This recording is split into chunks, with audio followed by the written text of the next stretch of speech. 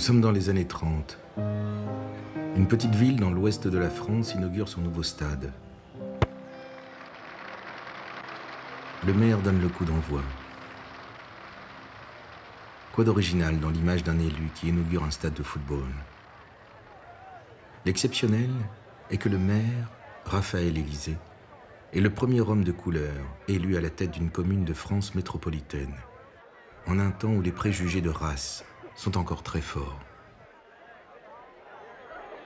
Mais qui était donc cet homme pour que les citoyens de Sablé-sur-Sarthe, une ville de cet ouest rural réputé conservateur, fassent preuve d'une telle audace?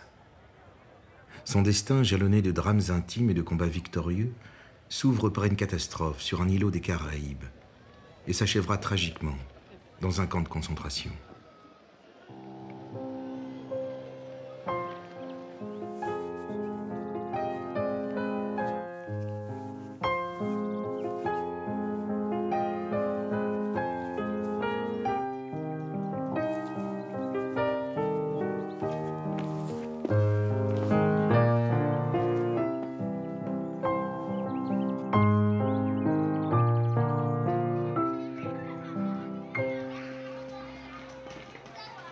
L'enfance de Raphaël Élysée commence en Martinique, où il voit le jour en 1891. Saint-Pierre est alors la capitale de l'île, jusqu'au 8 mai 1902. Ce jour-là, la montagne pelée, le volcan qui surplombe la ville, entre en incandescence.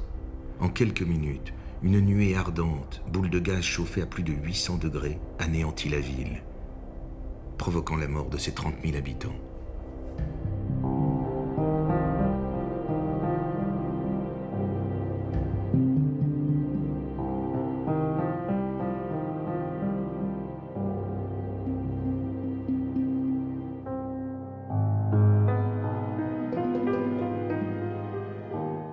Le jeune Élysée a survécu.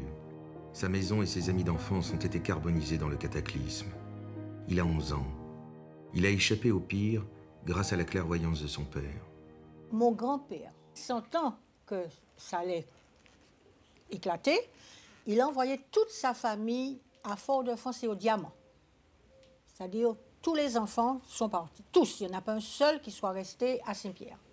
Lui, il est resté parce qu'on interdisait aux fonctionnaires de partir. Alors, et il a pris le dernier bateau aussi, parce que c'était un jour férié, et c'est comme ça qu'il a été sauvé. Autrement, il serait mort aussi dans la catastrophe. Augustin, le père de Raphaël, est nommé à Paris dans le cadre d'un plan d'aide aux sinistrés. La famille Élysée apprend la vie en appartement, les fenêtres fermées, le chauffage au charbon. Le jeune Raphaël découvre que les gens à la peau foncée sont peu nombreux en métropole, à peine quelques milliers. Il prend conscience qu'ici, on ignore la notion de métis, qu'on y est blanc ou noir. Il apprend à être le seul enfant de couleur de sa classe.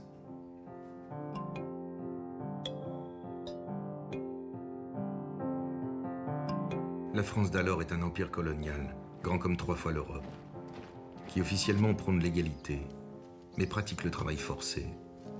Un empire dans lequel noirs et métis sont pour la grande majorité des sujets et non des citoyens. Depuis la fin du XIXe siècle, depuis la conquête coloniale, on a présenté l'homme de couleur, le noir, l'Africain, comme en limite de la civilisation, comme au fond participant de l'Empire français, mais en attente d'une éducation, en attente d'une mission de civilisation que la France, que la République peut offrir. Malgré les préjugés, quelques citoyens antillais profitent des possibilités d'accès à l'éducation qu'offre la Troisième République. Le jeune Élysée fréquente le lycée Buffon. En 1910, il obtient son baccalauréat, comme 1% de la jeunesse française d'alors. Il ne s'arrête pas là. Il s'inscrit à l'école vétérinaire de Lyon en tant qu'élève boursier. Coûte que coûte, il y tient son standing d'étudiant du supérieur. Costume 3 pièces, cravate et coupe de cheveux avec l'arrêt sur le côté. En juillet 1914, il obtient son diplôme. mais n'a pas le temps de savourer ce succès.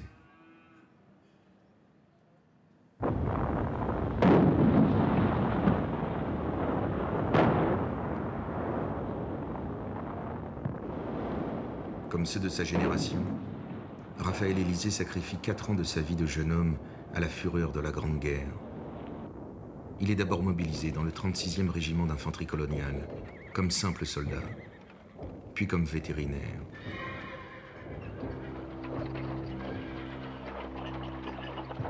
Il s'échine sans relâche à soigner les millions de chevaux qui participent à la bataille, dans la cavalerie et l'intendance. Plus d'1 million de chevaux succombent dans les combats. Plusieurs centaines de soldats vétérinaires périssent également. Ses supérieurs disent du 2e classe Élysée qu'il fait preuve des plus belles qualités de courage, d'activité et de dévouement, n'hésitant jamais à se porter au cours des batailles sur les points exposés, donnant des soins aux animaux au milieu des bombardements et des nappes de gaz. En 1918, il est décoré de la Croix de guerre. Sur les photos, on aperçoit ses premiers cheveux blancs. Il a 27 ans.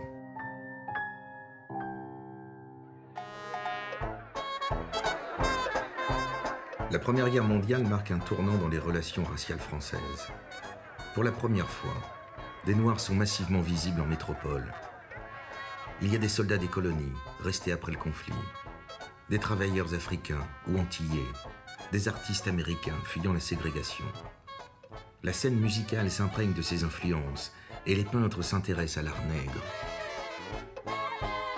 La France de l'entre-deux-guerres par rapport aux Noirs, elle est très paradoxale.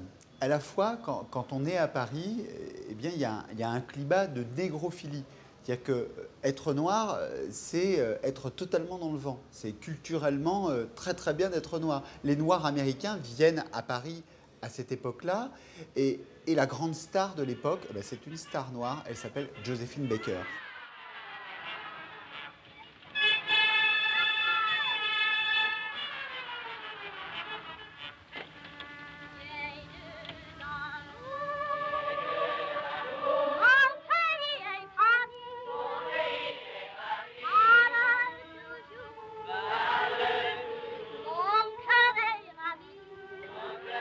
L'image du noir n'est plus la même qu'avant la guerre. Avant la guerre, le noir est le cannibale et le sauvage, c'est du préjugé négatif. Après la guerre, le préjugé s'est transformé en stéréotype.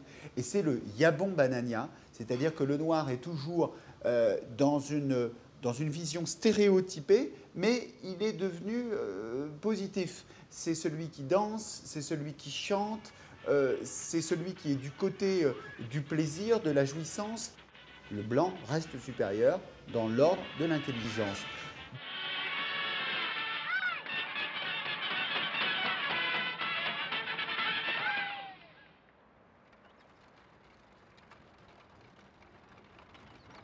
Sablé-sur-Sarthe, au début des années 20, compte ses absents, console ses veuves et ses orphelins, soigne ses estropiés et ses gueules cassées.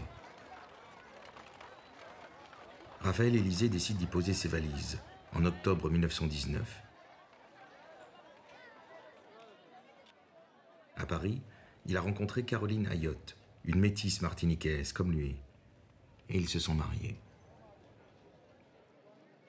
Ils sont les premières personnes non blanches que l'on ait jamais vues dans ce chef-lieu de canton. Le jeune couple de mulâtres, café au lait, comme on dit alors, provoque la surprise et alimente les conversations.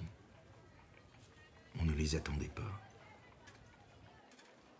Ils emménagent dans cette maison, place de la République.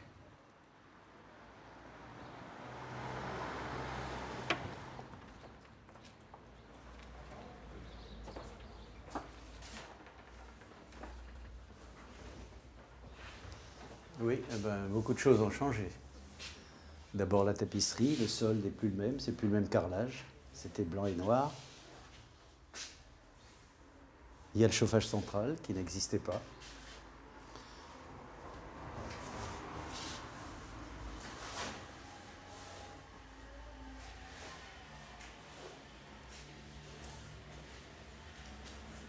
Voilà le salon. salon. Ici, il y avait le piano de Janine, sa fille, un piano, un Pleyel, quart de queue, un crapaud.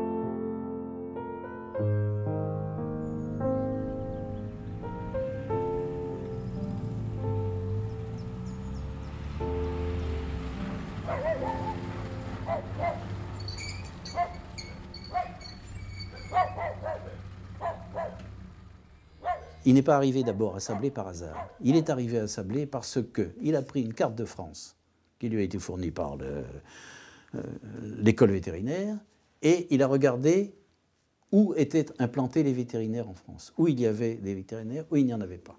Et il a vu que dans la région de Sablé, dans la Sarthe et dans la région de Sablé en particulier, il n'y avait pas de vétérinaires. Je crois que, d'une manière générale, tous les vétérinaires à cette époque qui arrivaient, c'était quand même des grands scientifiques qui avaient fait une grande école et qui apportaient la science, quoi. Je crois que ça devait être assez extraordinaire. En plus, il était noir. Je raconte souvent cette anecdote où je vais pour soigner une vache. Et après, quand j'ai fini de donner les soins à l'animal, je dis on va à la maison, je vais vous faire une ordonnance. Et je vais à la maison, je sors mes médicaments et je commence à rédiger mon ordonnance. Et cet agriculteur qui me regarde et puis qui me dit « Mais vous savez écrire ?» C'était extraordinaire. Je crois que c'est un des meilleurs souvenirs que je garde parce que autant, j'allais dire, il acceptait que le sorcier noir sache soigner sa vache, mais alors écrire, c'était encore... Alors j'imagine Élisée, ce qu'il a pu vivre lui. Ça devait être extraordinaire. Élisée est le premier vétérinaire à s'installer dans cette région d'élevage de chevaux et de bovins. Il va lui falloir faire ses preuves. Pour soigner leurs bêtes, les éleveurs ont l'habitude de faire appel à des praticiens autodidactes, sortes de rebouteux du monde animal, les hongreurs.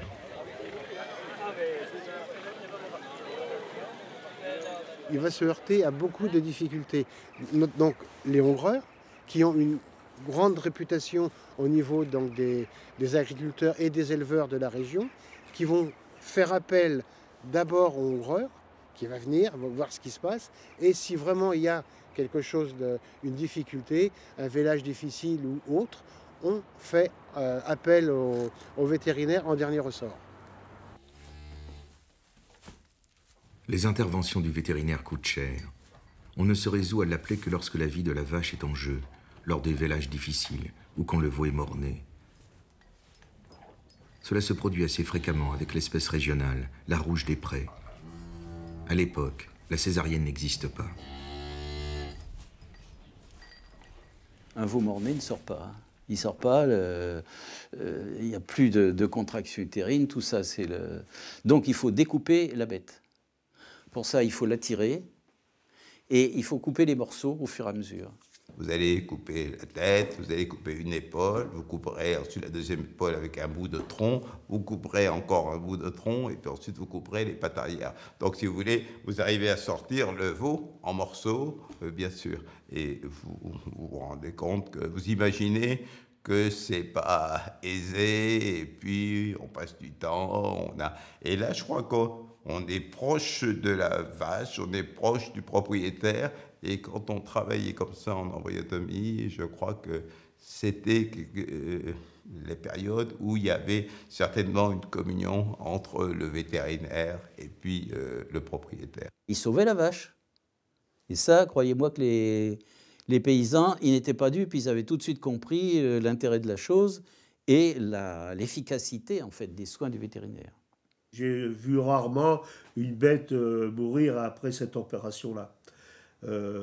Fait par ses mains, la bête résistait parce qu'il avait pris énormément de précautions.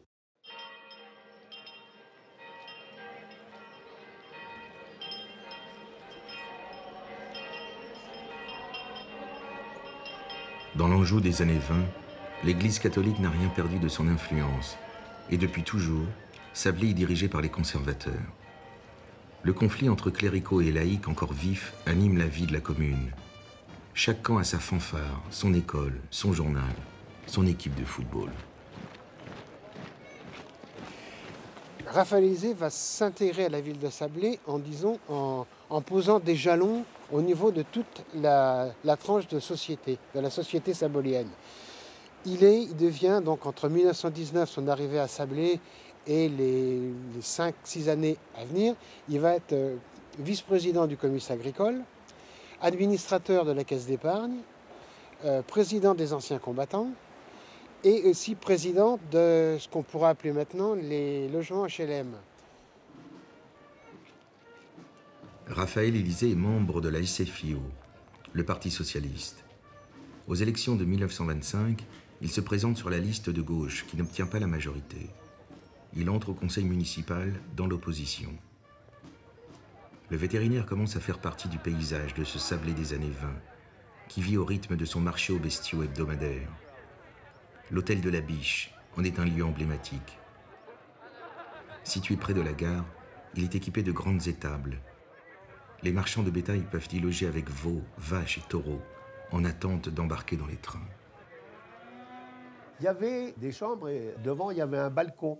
Et donc, de la chambre, du balcon, on regardait dans la cour les animaux qui étaient là. Il y avait une vue exceptionnelle, surtout le jour des foires. Alors là, le jour des foires, il y avait des vaches partout, même à l'entrée de la cuisine, tellement il y avait de bêtes. Et alors, mon père était chargé de véler les vaches en attente d'être embarquées. Mais quand il ne pouvait pas les véler, que le veau était trop gros, il faisait appel à Raphaël Élysée, un homme très estimé.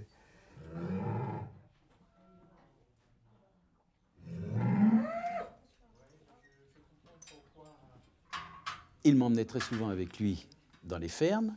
J'étais effaré de voir mon oncle se mettre torse nu. Hein, il avait son pantalon, toujours les bottes en caoutchouc. Hein. Il avait toujours, parce que dans les fermes, il y a toujours de l'humidité, du purin, de tout ce qu'on veut. Hein. Donc il était toujours en bottes, pantalon. Il faisait le travail, quelles que soient les difficultés, quel que soit le mal physique que ça demandait.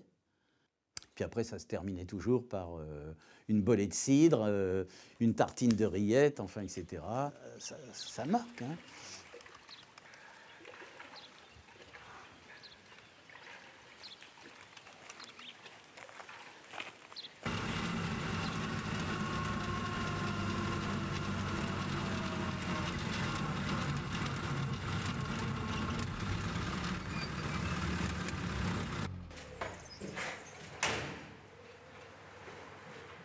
Alors, il rentre chez lui, d'abord il se déshabille complètement. Il arrive, hop, j'allais chercher le tire-botte, je lui donnais le tire-botte, il retirait ses bottes. Ensuite, il se déshabillait et il allait se laver. Et à partir du moment où il s'était changé, il avait repris son costume d'intérieur, enfin, ou de ville, à partir de ce moment-là, eh ben, c'était un autre homme, c'était l'homme policé, c'était l'homme qui aimait les belles lettres, la belle musique et les belles choses. Voilà.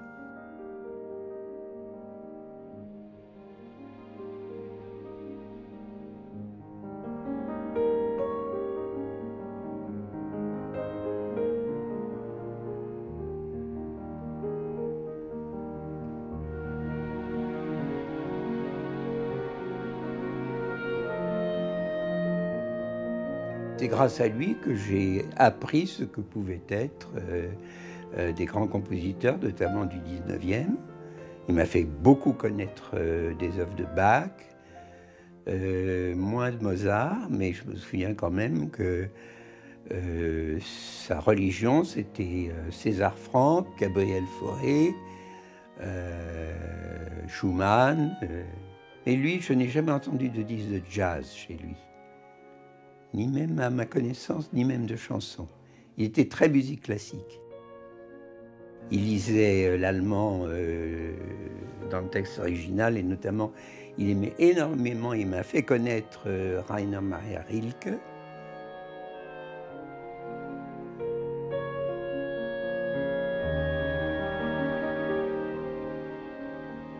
Élysée n'est pas le noir qu'on voit dans les manuels scolaires, il n'est pas le noir qu'on voit dans le Tour de France par 2 enfants, où on explique la hiérarchisation des races. Encore, lorsqu'on va à l'école, au début des années 20, eh bien c'est ce qu'on apprend à l'école de la République. Il n'est pas ce noir qu'on voit aux actualités et dont on nous dit qu'il n'est bon que pour la danse et pour la musique. On connaît ce noir personnellement. Et donc Élysée n'est pas noir pour les habitants de Sablé. Élysée, c'est celui qui est membre de la SFIO, et Élysée est celui qui a des chances de gagner l'élection à Sablé. Aux élections municipales de 1929, la liste républicaine du cartel des gauches rassemble socialistes et radicaux.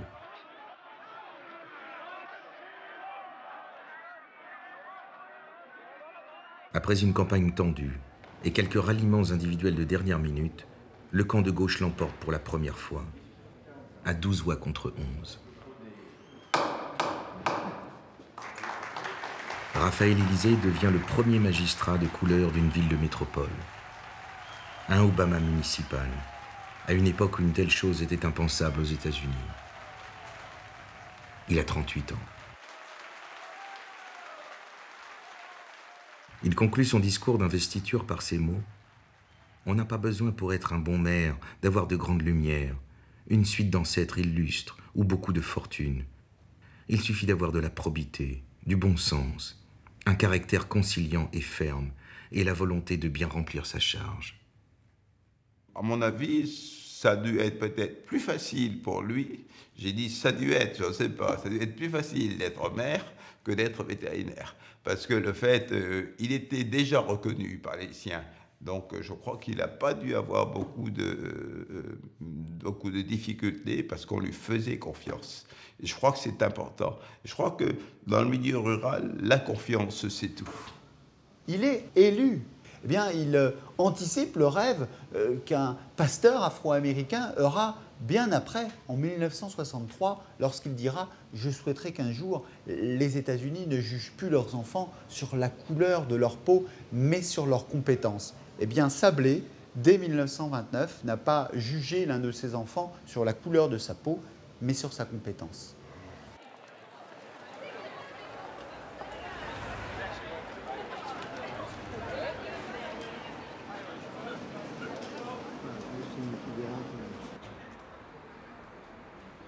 Ah oui. Et tu peux vraiment mettre une bafouille aussi. Oui.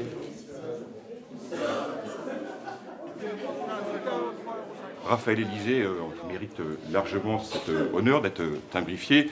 Nous sommes tous aujourd'hui fiers et heureux que nous puissions lui rendre hommage et au fond contribuer à ce qu'il ait pleinement sa place dans l'histoire de notre ville, dans l'histoire de la région, mais aussi qu'il ait pleinement sa place dans l'histoire nationale, parce qu'au fond, à travers son parcours, à travers son destin, c'est bien sûr l'histoire de notre ville, mais c'est au-delà l'histoire d'un parcours et d'un homme pour lequel nous avons le plus grand respect. Alors là, je pense que ça a dû être terrible, hein. Arriver à cette époque-là, être le seul personnage de couleur, ça n'a pas dû être très simple. Il a fallu qu'il soit vraiment un personnage doté d'une grande force morale, intellectuelle, et pour qu'il puisse traverser ces moments-là, je pense. Donc, je le dis d'autant plus que, on n'est pas à la même époque, mais c'est pas toujours facile non plus, même actuellement pour nous, hommes ou femmes de couleur. Et on a toujours l'impression qu'on est obligé de faire 3 fois plus, et voilà. L'élection d'un maire de couleur dans une petite ville de province ne fait pas les gros titres de la presse nationale. Elle est cependant commentée ainsi par la revue satirique de droite nationaliste, le Charivari, sous le titre « Le nègre roi ». Le journal s'exclame « Ces malheureux cartélistes n'ont rien trouvé de mieux que de faire le choix d'un maire nègre, demi-nègre, disent ses amis, répondant au nom céleste d'Élysée. Mais franchement, faut-il que le pauvre peuple de militants de gauche soit tombé bas, en qualité, pour en arriver là ?» Remonte dans ton cocotier. Voilà ce qu'on entendait. Et d'une façon générale, dès qu'il y avait la moindre compétition, la première chose qu'on vous balançait dans les jambes, c'était négro, macaque, c'était quelque chose qui était lié à la différence raciale. Et il le négligeait complètement. Il s'asseyait dessus, il pensait que ça changerait, que les gens s'ouvriraient les yeux un peu. Il n'est absolument pas impressionné par le racisme qu'il rencontre. Le racisme, c'est le problème des autres, ce n'est pas le sien. Il est ouvert sur l'avenir, sur tout ce qui est nouveau, sur tout ce qui est moderne. Et ça, c'est très clair chez Raphaël. C'était le progrès qui l'intéressait. Le nouveau maire croit à l'hygiène, à l'éducation, à la culture, aux loisirs. Il ouvre un cours préparatoire et un service de pédiatrie, la goutte de lait. Il fait bâtir une maternité et une maison du peuple pour les syndicats. Il soutient les républicains espagnols et croit en l'avenir de l'espéranto. Et il se lance dans un projet d'équipement novateur, une piscine. C'est la première piscine dans l'ouest de la France. Personne ne sait ce que c'est qu'une piscine. Dans la région, on se baigne dans la rivière, on se baigne dans la Sarthe. Il y avait des gens qui n'étaient pas d'accord que Raphaël Élysée fasse faire une piscine. Est-ce qu'il y a besoin de ça? Est-ce qu'on va économiser pour payer la piscine à tout le monde? Moi, je me trempe dans la rivière et ça suffit. Il a eu à combattre une mafia conservatrice incroyable qui jugeait qu'une piscine dans une ville de 6000 habitants, c'était une idée complètement farfelue. Elle finit par voir le jour, avec des cabines individuelles, des pédiluves et un bassin pouvant accueillir des compétitions. La piscine de Sablé, première du genre dans le Grand Ouest, connaît un succès bien au-delà de la ville. Elle symbolise bien son attachement aux valeurs d'hygiène, du droit pour tous aux loisirs sportifs. Raphaël Élysée est de la même génération que Léo Lagrange, le sous-secrétaire d'État au sport du Front populaire. Il défend les mêmes valeurs.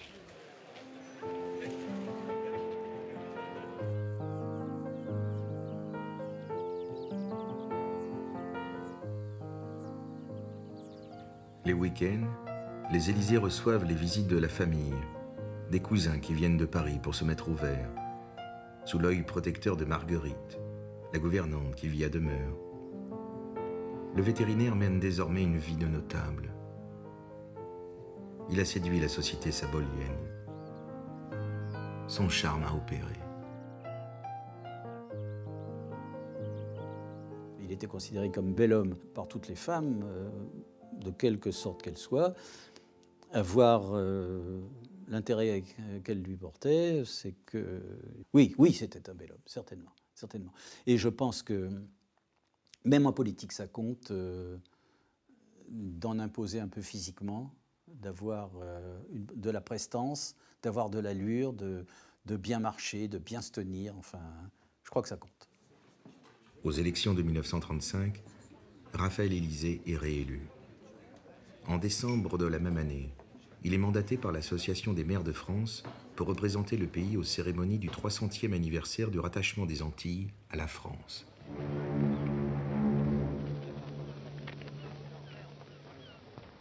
Le comité du tricentenaire du rattachement des Antilles à la France a organisé une grande croisière à bord du paquebot Colombie, l'une des plus belles unités de la Compagnie Générale Transatlantique et courrier régulier des Antilles. Une des grandes distractions du Colombie, c'est sa piscine en plein air.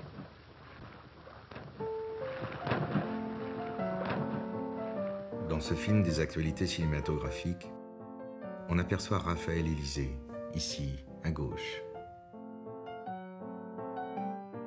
Et là, le sourire de sa femme, Caroline. Arrivé aux Antilles, qui sont encore des colonies françaises, il participe aux festivités célébrant l'Empire colonial.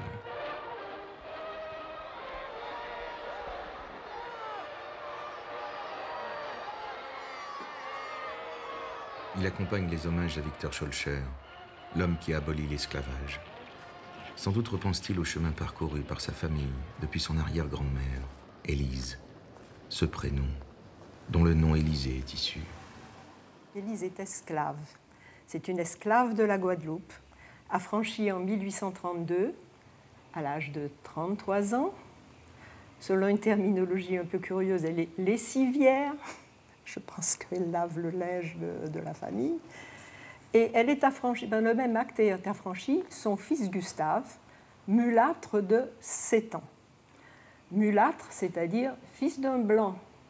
Et il n'est pas interdit de penser que ce blanc ait été le maître exerçant son droit de cuissage. Ça, on ne le sait pas, mais c'est bien possible et c'est même probable. Si elle était lessivière au moment de son affranchissement, l'arrière-grand-mère Élise n'aura de cesse de grimper l'échelle sociale. À la fin de sa vie, elle est marchande et propriétaire de sa maison. Son fils Gustave, le grand-père de Raphaël, né lui aussi esclave, deviendra charpentier de marine et conseiller municipal. Augustin, le père de Raphaël, est fonctionnaire aux impôts et franc-maçon de haut grade. Avec sa femme Jeanne, ils ont 8 enfants. Parmi les ancêtres maternels, on trouve des esclaves, mais également Pierre Timothée Le Camus, un esclavagiste résolu. La famille de Raphaël Élisée est représentative de cette communauté des métis, bien distincte aux Antilles. Il va le mettre avec les Noirs, il va le mettre avec les Blancs. Donc il était un mulâtre. Mais je vous dis, lui, vous voyez, il avait des traits forts, mais sa sœur, Claire, était très blanche, avec des cheveux très plats. Mon papa était ce qu'on appelle le chabin, c'est-à-dire Claire avec des cheveux très frisés. Donc dans une même famille, vous aviez 6 ou 8 types différents. Vous aviez des noirs à cheveux plats, des blancs à cheveux crépés, il y a de tout, c'est la loi de la génétique.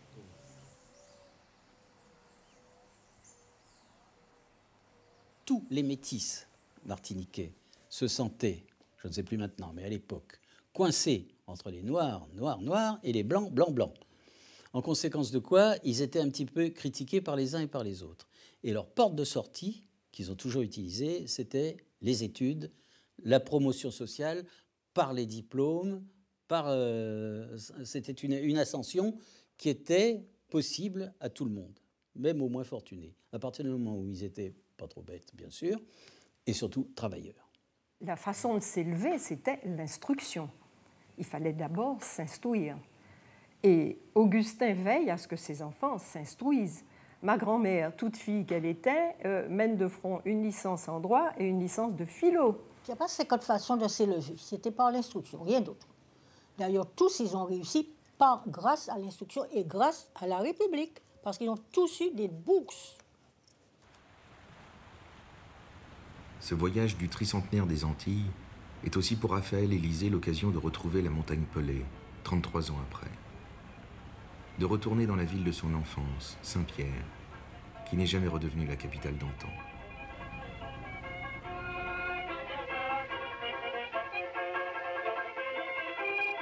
Le maire de la commune n'est pas un inconnu. C'est le jeune frère de Raphaël, Maxence, qui partage le même attachement à la France, quitte à sous-estimer l'injustice coloniale.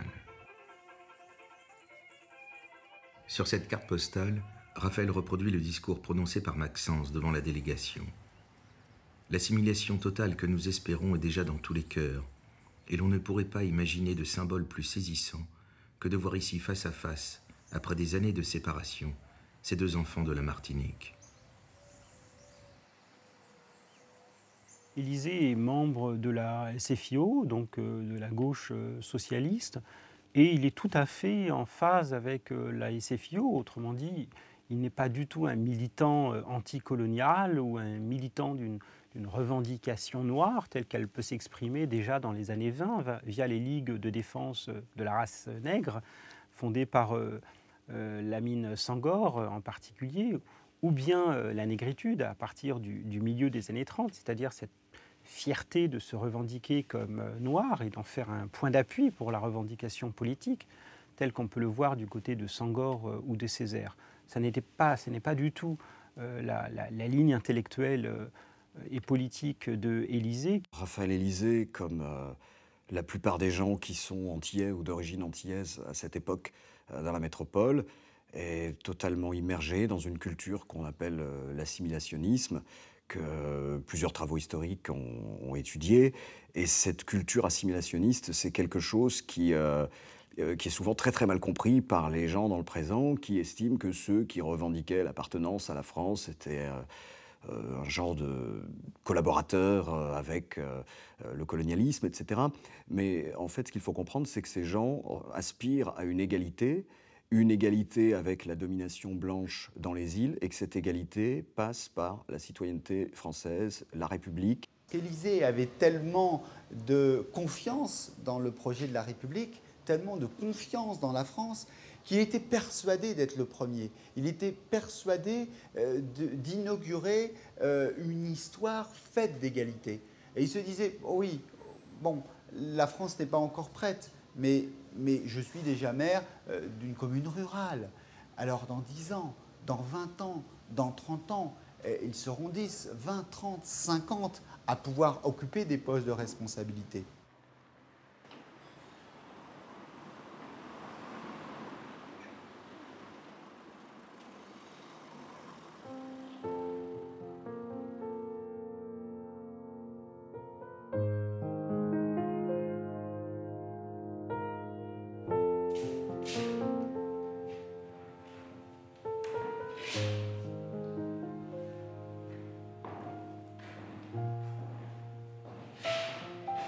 La petite porte qui est là, c'est un passage qui mène à la cuisine. Un petit passage, façon passage secret, enfin un petit passage rétréci qui menait à la cuisine.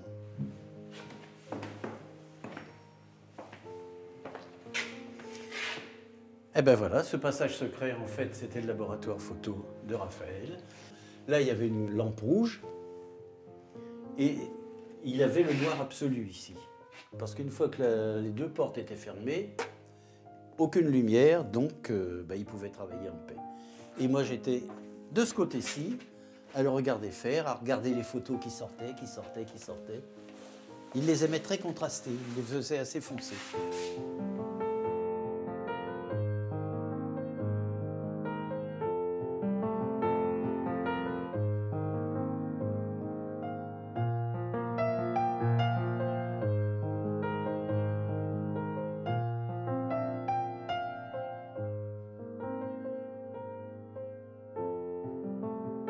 Photographe amateur de talent, équipé d'un appareil 24-36 très moderne pour son époque, Raphaël Élysée compose soigneusement ses images, attentif au cadre et à la lumière.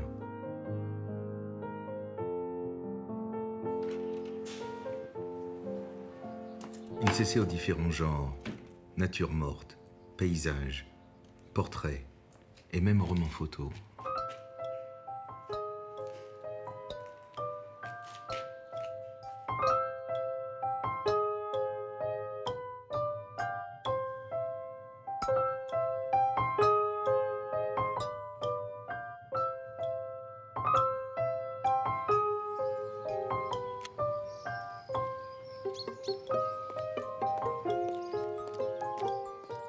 Janine, sa fille unique, est son modèle favori et sa fierté. École primaire, collège, lycée. Elle obtient son bac avec un an d'avance. Elle fait du piano et du théâtre. Ce destin prometteur se brise brutalement le 12 septembre 1937. Janine décède d'une péritonite mal diagnostiquée. Elle n'a que 17 ans.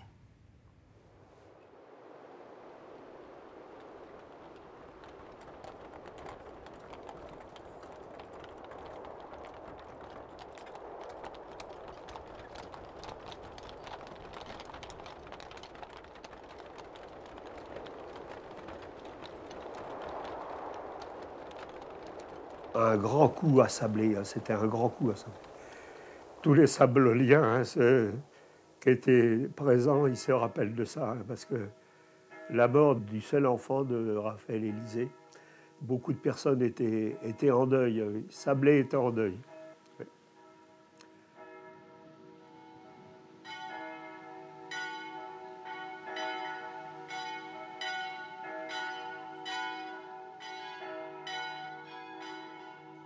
il a été tellement peiné par la mort de cette fille, qui était leur fille unique, que ma mère a été touchée et a eu besoin d'aider son frère. Comme elle a vu que mon oncle et ma tante s'intéressaient à moi, qui était un petit garçon de 4 ans, elle m'a laissé. Donc en fait, j'ai été à Sablé pour penser une blessure grave, pour essayer un petit peu de réparer. J'en étais inconscient. Mais enfin, c'est comme ça que ça s'est passé, c'est comme ça que ma mère me l'a raconté. Voilà, car elle a fait un énorme sacrifice en me laissant.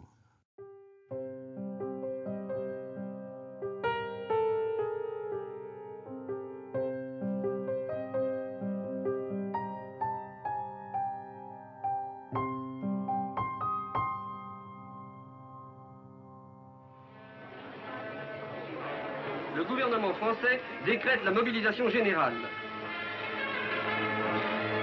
Les réservistes rejoignent les casernes. En 1939, Raphaël Élysée est mobilisé comme officier de réserve, avec le grade de capitaine. Il rejoint son régiment sur le front des Ardennes pour combattre de nouveau, 20 ans après, l'armée allemande.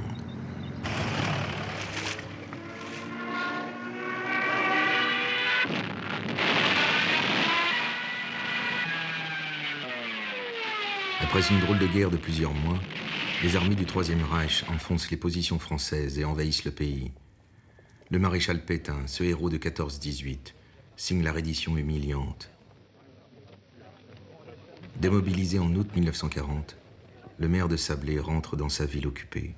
Ici se trouvait en 39-40, oui, en 39 ou 40, une photo du maréchal Pétain. J'ai fait don de mon corps à la France, là, suspendu là.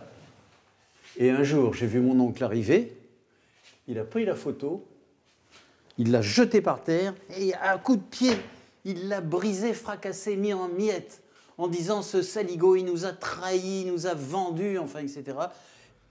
C'était un homme, comme on dit, de caractère, qui pouvait être aussi bon, aussi doux, aussi souriant que possible. Mais s'il était contrarié, et si vraiment on lui tenait tête contre toute vraisemblance, à ce moment-là, il sortait de ses gonds et il explosait. Ça ne durait pas, mais les murs tremblaient. Les valeurs de la République ont disparu du fronton de la mairie. Réquisition, restrictions, bruit de bottes. La vie quotidienne a changé. Nous sommes allés à la piscine librement au début de l'occupation. Et un été, moi toujours sûr de mon coup, je monte au plongeoir de 5 mètres pour me faire admirer de toutes ces jeunes filles. Et donc plonger. Et il y avait couché sur le 5 mètres 2 soldats SS en maillot de bain. Et je les ai un peu bousculés pour pouvoir plonger. Et dans les jours qui ont suivi, il y a eu une interdiction. C'était aucun homme de couleur dans la piscine.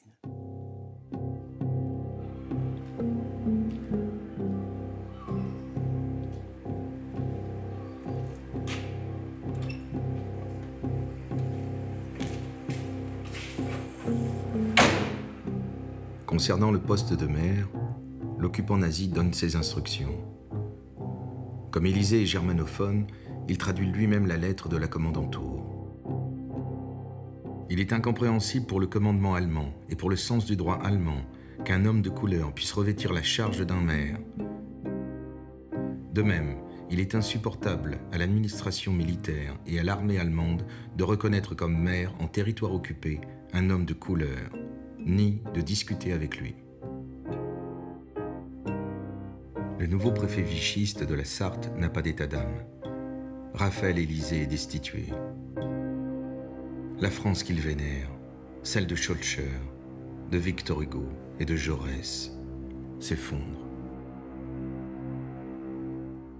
Ça a été la pire des blessures qu'on puisse lui infliger, parce que c'est la première fois, en fait, qu'on le traitait de façon péjorative d'homme de couleur. hein, qui ne pouvait pas répondre à ces individus qui avaient tous les pouvoirs. On le démettait de fonctions qu'il avait acquises par le suffrage universel, par le vote, hein, et tout ça lui était infligé sans aucune motivation réelle, par le bon vouloir de l'occupant. Donc il l'a très mal vécu. Et ça a fait du bruit à la maison, et il en parlait, et ça a été, et avec ma tante, et bon, tous les deux ulcérés, vraiment ulcérés.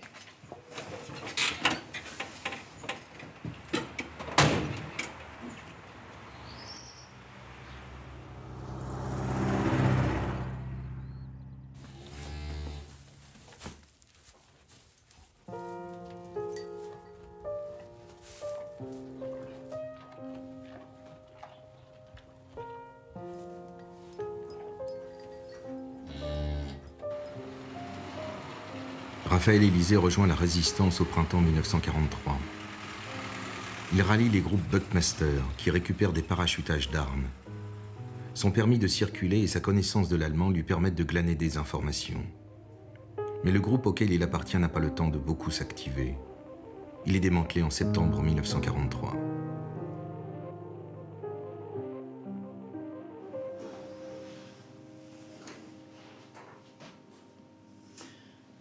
Et ben voilà la salle de bain, le dernier endroit où j'ai vu Raphaël libre, vivant. Il était dans cette salle de bain en train de faire sa toilette lorsque les deux Allemands de la Gestapo en civil sont arrivés pour l'arrêter. Ils ne sont pas arrivés en disant qu'ils l'arrêtaient, c'était pour un contrôle d'identité, enfin c'était pour des bêtises. Quand ils ont vu qu'il était en train de se laver et de s'habiller, ils sont restés dans l'entrée. Donc c'est là que je l'ai vu pour la dernière fois. Il s'est baissé pour m'embrasser et puis dans l'oreille il m'a dit qu'il fallait déplacer la Rebecca. Et j'ai su plus tard qu'il s'agissait d'un poste émetteur qui était caché et auquel tous les résistants tenaient beaucoup parce que c'était très important pour eux. Et voilà, donc ça a été son dernier message après un baiser, voilà, ultime. C'est resté un souvenir douloureux, très douloureux.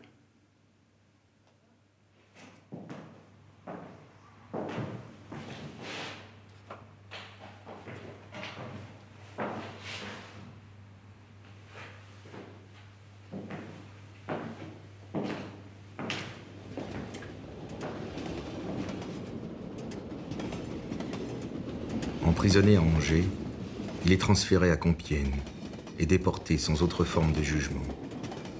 Il arrive à Buchenwald par le convoi du 19 janvier 1944. À l'entrée de ce camp de concentration, ouvert en 1937 pour les détenus politiques, l'inscription « Jedem das Seine » à chacun son dû est héritée d'une maxime romaine prenant l'inégalité entre les hommes. Élisée quitte ses habits de notable pour ceux du détenu, ornés du triangle rouge des prisonniers politiques. Matricule 40 490. Retour à la case esclave.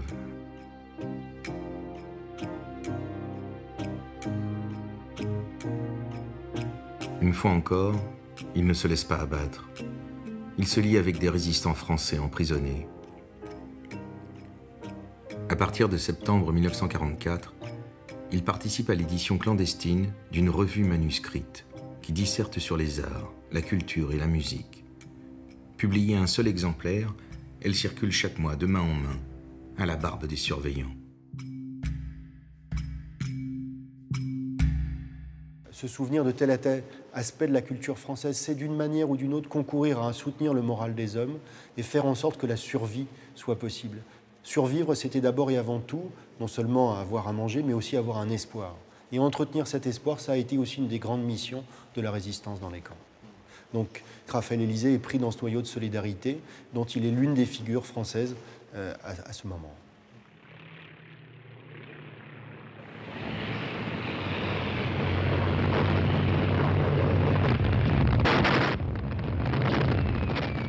Début 1945. Chacun sait que le dénouement est proche. Les Alliés bombardent régulièrement les usines d'armement du camp où travaillent les déportés. Le 9 février, le temps est froid et le ciel limpide. Son compagnon de déportation, le syndicaliste Lucien Clairet, écrit à la femme d'Élysée.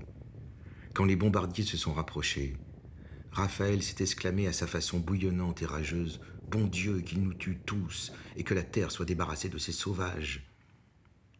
Ce sont les dernières phrases que l'on rapporte de lui.